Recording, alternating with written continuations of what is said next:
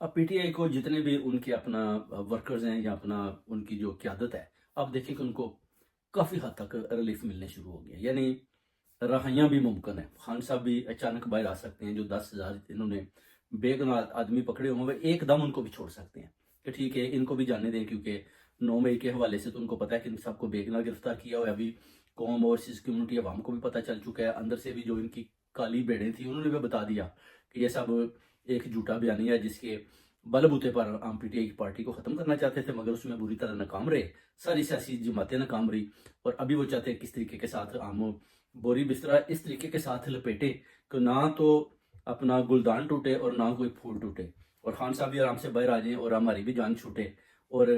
اپنا جو دوسری سیاسی پارٹی ہیں پھر وہ جانے اور خان صاحب جانے اور خان صاحب جانے اور یہ بگوڑے جانے۔ ایسا کچھ پیغام ہے جو اسٹیبلشمنٹ کی طرف جنرل اسمبلی صاحب کی طرف سے بھی آ رہا ہے۔ وہ کہتے ہیں ٹھیک